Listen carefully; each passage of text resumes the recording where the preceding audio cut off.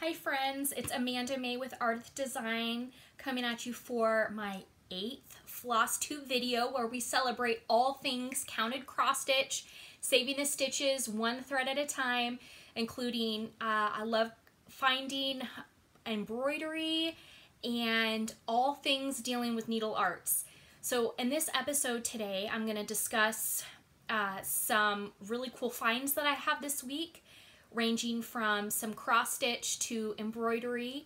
A shout out to a great handmade shop. We're going to talk about some of my makes this week, stuff that I've designed and put out into the creator universe, maker universe I should say. So we're going to do Save the Stitches, and we're going to do library books where I'm going to show a couple books that have inspired me. And we'll talk about upcoming projects. So come on down, let's get started. I want to start off with saying thank you so much for coming back to my channel. I am so appreciative of all the comments, the likes, the subscribes. I'm almost at 200 followers, and I just want to thank you all. I'm going to do the giveaway stuff at the end of this episode. I'm just so grateful that all of you want to come back and talk to me and talk with me about counted cross stitch, quilting, crochet, all that good stuff. So I would like to do a shout out to Soggy Lemon Shop, and the owner is Ashley, and she's on Etsy, and I'm gonna link her below. She's a wonderful maker, young maker specializing in modern embroidery, and I was lucky enough to do a trade with her where I did custom artwork graphics for her blog and some of her publicity materials, and in exchange she sent me one of her fantastic custom hoops. So here we go. I was very fortunate on Friday to go to my mailbox and found that wonderful poly mailer, and inside was this gorgeous hoop, and it says, "Your life definitely has porpoise." Your life definitely has purpose. I find this incredibly motivational and lovely, and I really wanted this to put in my office space. I think that we need to surround ourselves with beauty in this world and laugh. I mean, we have to laugh, and I'm just very grateful. She finished the hoop on the back with kind of a fun looks like stamped art and then a holographic card, and she attached the string for me to hang this. I just feel really grateful that I always had the opportunity to do a collaboration with another artist specializing in modern embroidery. I will say that she's got some adult content in her modern embroidery, so it's not for the faint of heart, but she is a tremendous artist, and I think that as makers and as stitchers, we should support each other.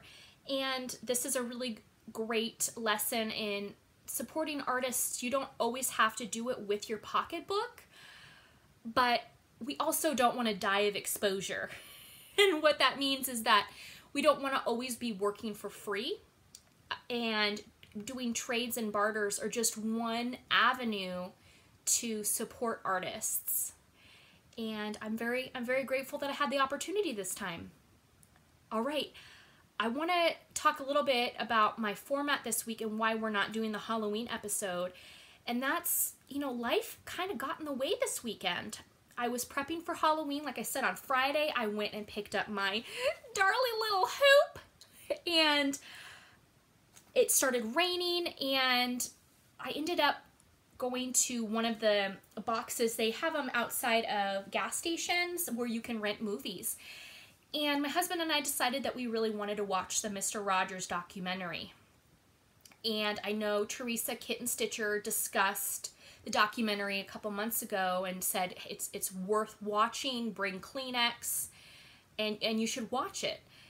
So we sat down on Saturday in the midst of the rain, and I pulled out my stitching, and all of a sudden I had this epiphany to start working on a new design, a new project. So I pulled out and started charting a brand new design while watching the documentary, and it was indeed incredibly cathartic. I'm glad I had Kleenex, and right afterwards I found all of my child's Daniel Tiger goodies scattered amongst the house, all the cuties, and just really looked at them and really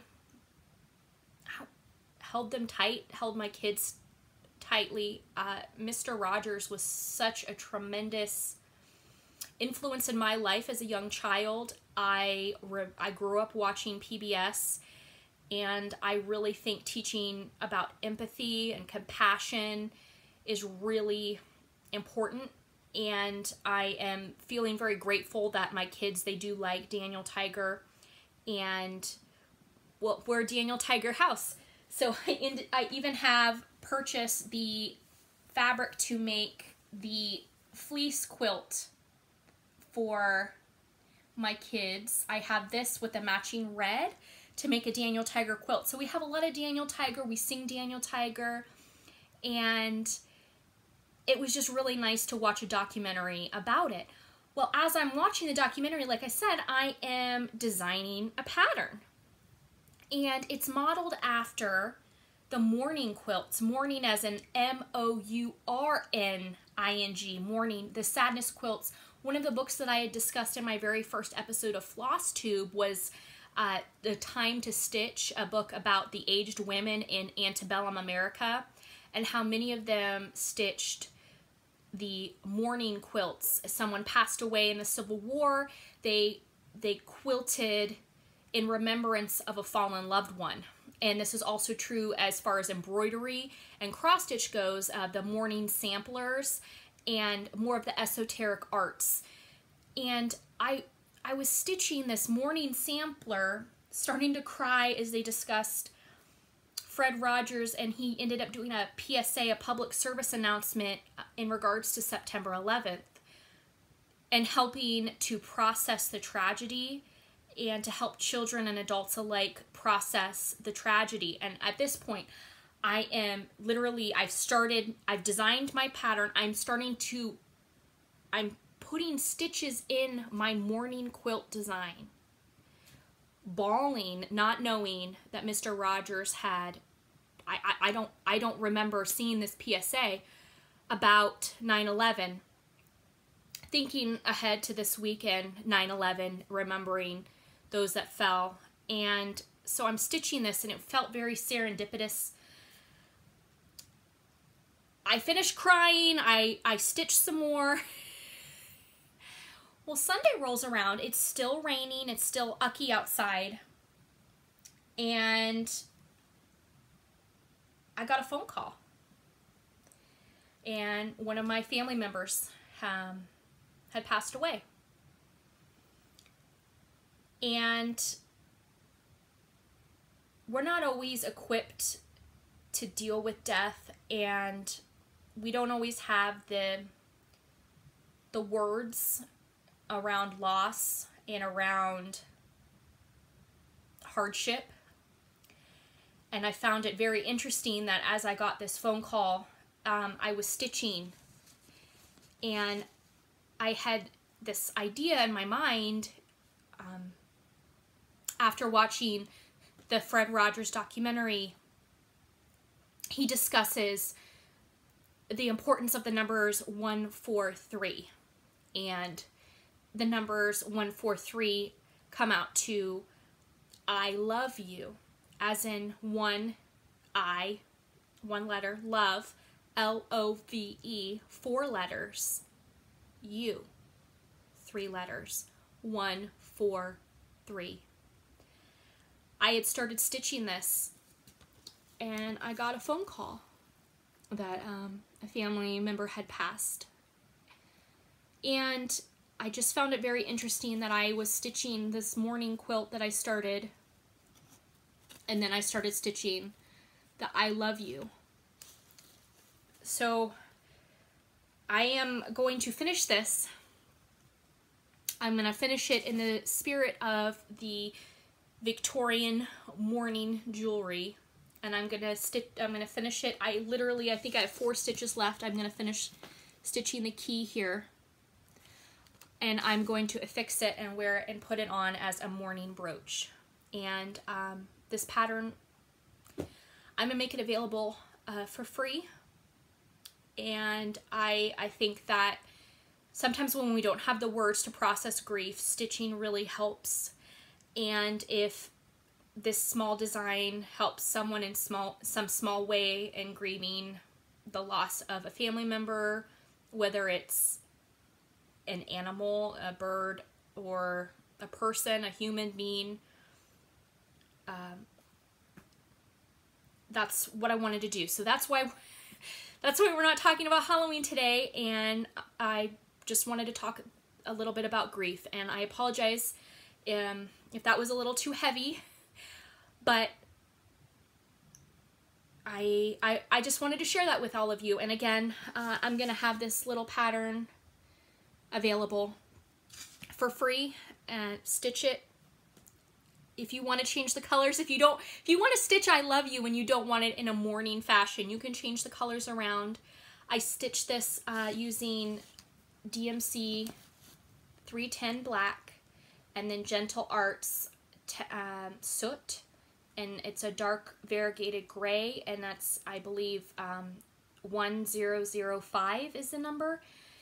It's a small piece, 20 by 24 stitches. And again, feel free. All right, I want to talk, let's do Save the Stitches now. We'll do Save the Stitches, and then we'll do some more of my makes, and then we'll do library books. All right, so Save the Stitches. Like I said, it's been super rainy, so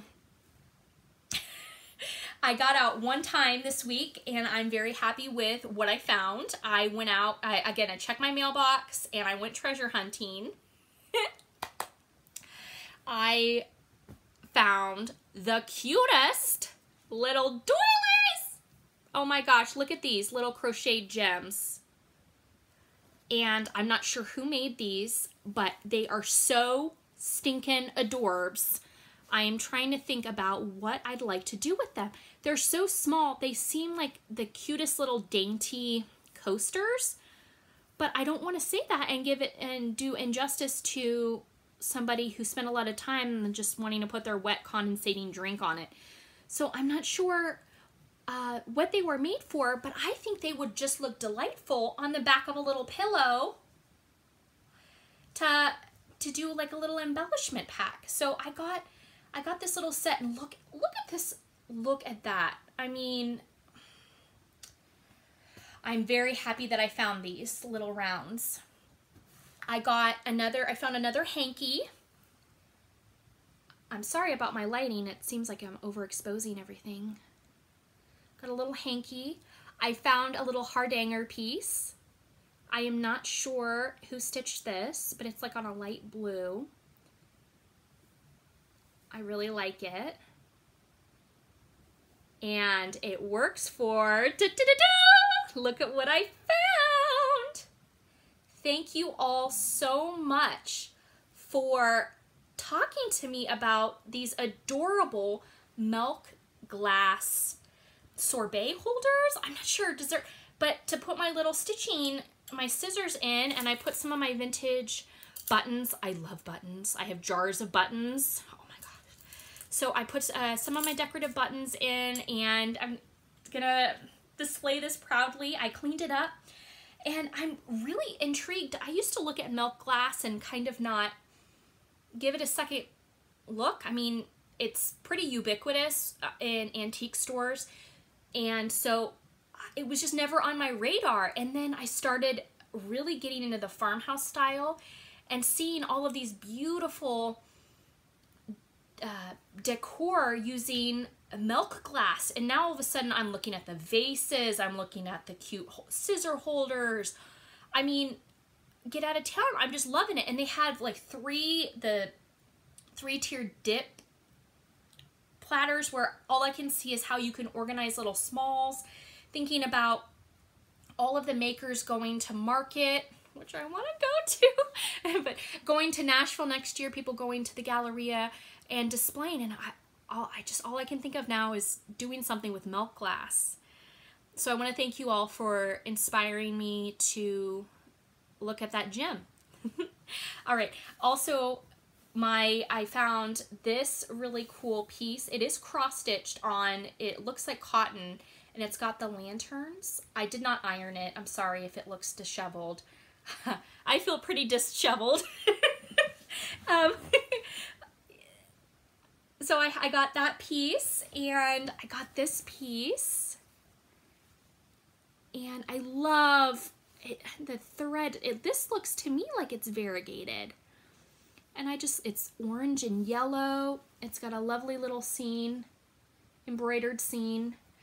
And then this is a dresser scarf. And I was trying to explain to somebody what a dresser scarf was. And I guess I just gotta show it. I just gotta show it. There's a couple craftivists on Instagram that I follow that are taking the dresser scarves and doing mottos in the center. They're matching up their DMC threads and stitching mottos and different like contemporary things. Again, bridging this kind of traditional needle art with contemporary stuff. And some of it's political and some of it's, you know, about body image and about body positivity. And so it's really interesting. And again, the gamut of the all political spectrums, using vintage embroidery and putting contemporary messages. So just something you can probably look for. It's craftivists, and craftivism I think is one of the hashtags. Anywho, so those are my Save the Stitches this week. And like I said, I have this, I bought this a couple months ago to make this blanket, but when it is steamy, humid here in Maryland, I'm talking like heat index of 105 degrees Fahrenheit, which I don't know in Celsius what that is. It's like, it's really gosh darn hot. The last thing I want is fleece on my body, like cutting out and doing something. So anywho, that's another one of my projects that I have. Oh, and I wanted to show this. I did go to one of the big box stores. Like I said last week in my organizing video, I love stationery. I love back to school season because you can find so many amazing things. And one of the things I found was this cutest little panda ruler. It's got centimeters and inches. It's a standard ruler, but wait for it. Are you ready? It's gonna make some noise. Isn't that awesome? I now have a bracelet ruler. Get out of town. Oh my gosh, I love it so much. It's really cool. I saved it's called a slap ruler, and it's from one of the big box stores, but I'm sure it's not proprietary. I'm sure you can find it. Again, slap ruler. Oh, look at me. I'm just covered in crafts. Day doesn't go by where I find like a trace piece of glitter somewhere. Like now in my hair, now that it's short, it's like catching stuff. I had a piece of floss, not dental floss, but like DMC floss, like all up in my hair. My husband's like, are you doing like a new fashion statement? I'm like, what? I mean, it's like, what can you find on me today? As long as I don't hot glue myself and burn myself, I figure it's a good day, right? or stab yourself with a needle. If you don't stab yourself or burn yourself, you're having a good day. All right, so we just did Save the Stitches, a little gadget. I want to talk about my makes this week, and I'm really excited, and thank you all for your comments and your feedback. I ended up making some thread drop printables. Yes, these are going to be available for digital download, and these are some of my original photography of the mums, because mum's the season right now here in the United States, and I took some pictures of some orange and yellow mums and then used some of my arty stuff to mess with the image a little bit and made custom thread drops. So I wanted to show you mums in action. I started again with my Halloween morning sampler that I charted, which I'm gonna have available because you know what, it needs to be available. So I made my little thread drops. I have my magazine ring here, and I designed it so that you have a space to write your DMC or whatever fancy floss, whatever company you're using, the name and the number. One thing that I have noticed in patterns, and I am guilty of it, and I'm trying really hard and be really cognizant about this, that you don't assume that the person stitching knows what DMC 310 is. And it's a black and white chart. Okay, I know that it's DMC 310 is black, right? I mean, it's pretty, like, you're like, oh, of course, Amanda, everyone knows it's black. But we don't always know that it's black. Or DMC 666 is that bright red color. Well, so let me know what color it is. Okay, DMC 632. What color is that? That's brown. So for me, it's been really helpful to get to know. I feel like they're like little flashcards almost. Like I'm studying, like I'm gaining stitching knowledge. Please don't quiz me because I haven't memorized all the numbers and colors yet. But it's good to say, okay, DMC 632 is medium brown. And I have my little flashcard now with the floss colors. And I have been doing the Susie Reno technique of doing the hole punch here and then the side here for the strand that either is like a leftover or I can use it later.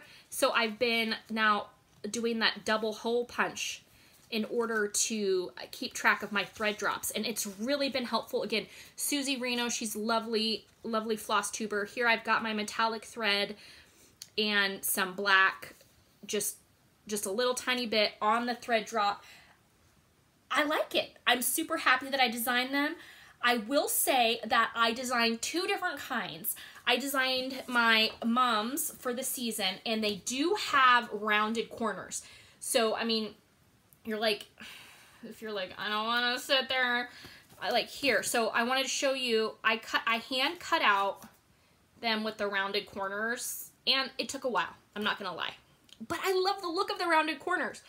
But this is what they look like if you either use your, like, Cricut, like your little, what's it called? The paper, it looks like the dangerous implement, or the ones with that slide. I'm so sorry, it's like escaping me what it's called. But you can you can use your scissors, not your good scissors, but your craft scissors, and cut out. I mean, you can leave the ends blunt like this, and then use your hole punch, or Fiskars has the larger size that you can punch out. So those are the mums, but then I also designed, because I love stationery, I designed these with not as round of corners so that you were able to cut these quickly, whether you want to cut them by hand or use your cutting implement of choice. I will say that all the artwork is my artwork, and you can purchase these, print them out, and use them. Hopefully it's some way to help organize, another organizational system for your floss. I said last episode, and I really want to reiterate this again, organizing is a process, and we're never going to be fully done. Organizing, it's evolving. If you've got floss on bobbins, that's awesome. If you no longer want to bobbinate your floss, that's cool. If you want to leave them on thread drops, awesome. If you want to put them on floss cards, if you want to leave them skein as is, don't touch them, that's great. But, you know, say you want to move towards like switching your stash over to all thread drops. This is just like an option. I designed them to give you space to write the colors. You know, use them, don't use them.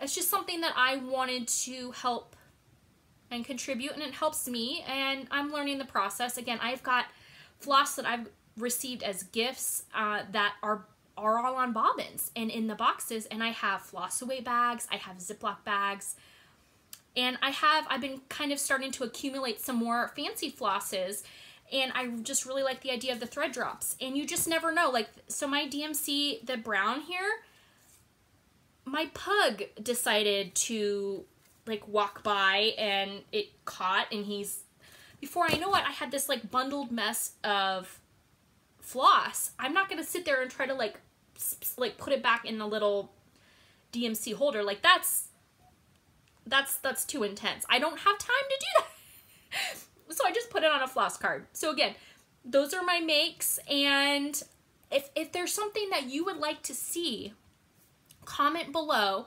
Again, in my future videos, we're gonna do a tutorial on organizing digital download patterns.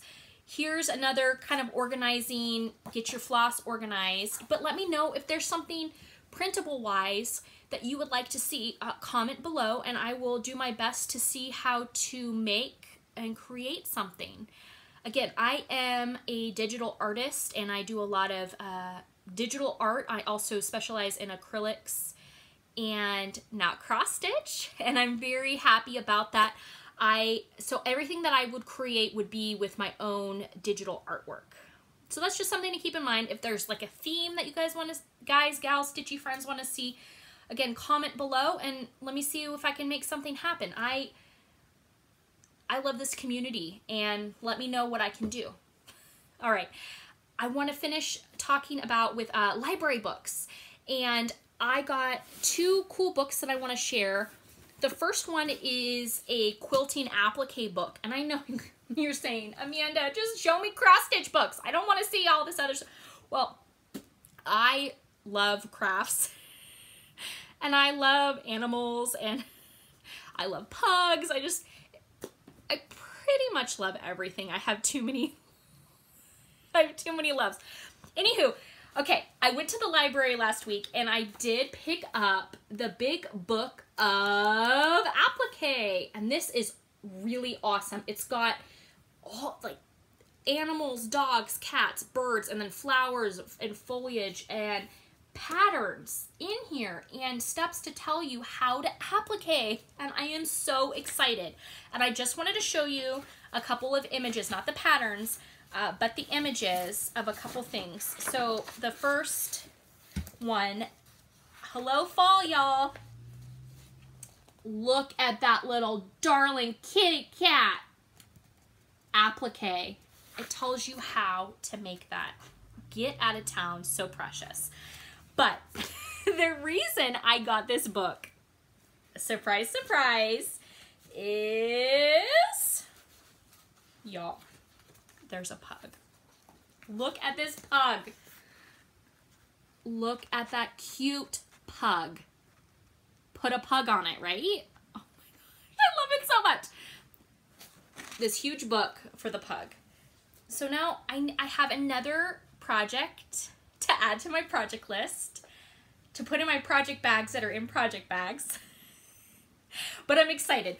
Applique pug. This company has me, right? And the next book I wanted to show is this really darling, pretty handmaids book. And most of this is sewing. There is some needle art, embroidery stuff. I didn't really see any cross stitch, but I know a lot of people are talking about bees, loving bees and sunflowers. 'Tis the season for sunflowers here. And I just really liked this bee pattern here. And it tells you how to make it. And I just thought it was so darling and precious. And the book, most of the color choices and palette that this artist Lauren Wright uses is all in the pinks and pastels, which I love pinks and pastels. Hello, who else has a giant Unikitty in pastel? So I know this might not appeal to the primitive, early American spindle loving artists that watch my channel, but beautiful patterns you can change. It looks like you can change up, obviously, your cotton color choices. So those are the library books. My sustainability station this week is Save the Stitches. One of these days I'm going to show you my finished silicone straw holder cup, but I got a lot going on. Recycle, reduce, reuse. And I am so happy that you came back to see me again this week. If you are in the mid-Atlantic region and bracing for the hurricane, my thoughts and caring thoughts go out to you. To the rest of the world, I am so happy that you found me, and let's create and do some magical things. Again, I'd love it if you would like, subscribe, comment down below. Oh, I'm going to insert right now the giveaway winner. All right, giveaway time. We had 11 people join the giveaway, and the number is number 7, and number 7 is Babette. Awesome. Congratulations, Babette. Message me. Woo! Do another giveaway this week, so please, it's going to be a digital download pattern of your choice. You can go to my store and see and flip around and see kind of what I have to offer. So that's going to be my giveaway this week again, as a pattern of your choice. And I'd love to hear what you've been up to this week. Is it coming into fall for you, or are you coming into spring if you're in the different part of the equator, different hemisphere? What are you doing for September? Anything joyous, anything not so joyous that you're doing and you want to share? I'd love to hear from you.